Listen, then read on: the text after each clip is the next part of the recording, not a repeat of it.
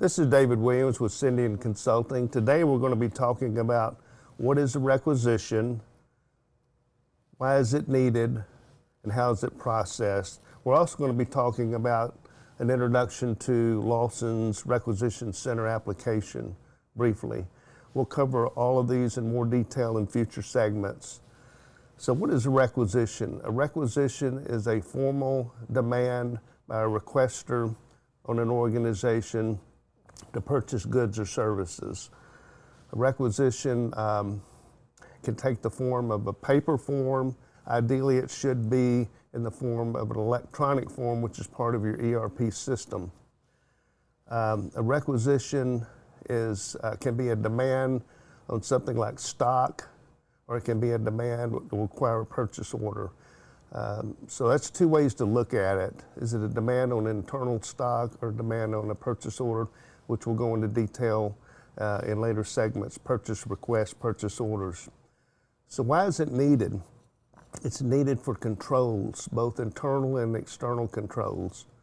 Internal controls meaning that your organization has budgets, it has approvers, it wants to know who requested it, who will approve it, and when will it get delivered.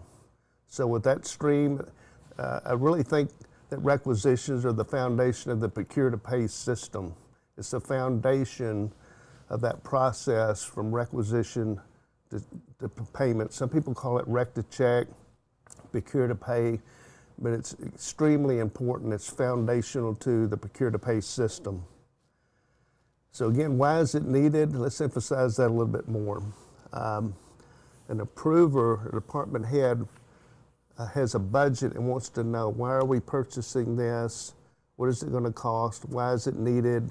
Will we need more in the future? Do we need to stock this item, make it a stock item so we won't have to keep requesting it so often? Things like that are important considerations to keep in mind. So how is it processed? It's typically processed through a process flow, which is part of your ERP system, or that request based on the department or accounting unit goes through a hierarchy of approval based on the dollar amount. For example, an item that just costs $100 may go through one person, one level of approval based on that dollar amount, whereas something that's capital or it's $5,000 in amount will require 3, maybe up to 5 levels of approval. It's also important to keep in mind a requisition needs to have the appropriate backup. It can take the form of a quote, an invoice, a contract. Maybe your legal department requires additional documentation besides just a quote.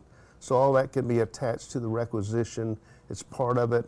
The accounting is critical to get that correct. The approver needs everything that they can get in that requisition to get it approved and get it moved along quickly for either a pull from stock or to create a purchase request. So let's talk about the introduction. This is more of an introduction to the Lawson Requisition Center. Lawson has a robust application requisition center that embodies and entails everything that I've talked about over the last few minutes. It has a place to order stock quickly. It has a place to order ad hoc items and services that require additional approval and will eventually get to the buyer for the purchase order or purchase request. So with that in mind, in future segments, we'll be going into more detail, a little bit more detail about the request in Lawson and how the Requisition Center is used. Thank you.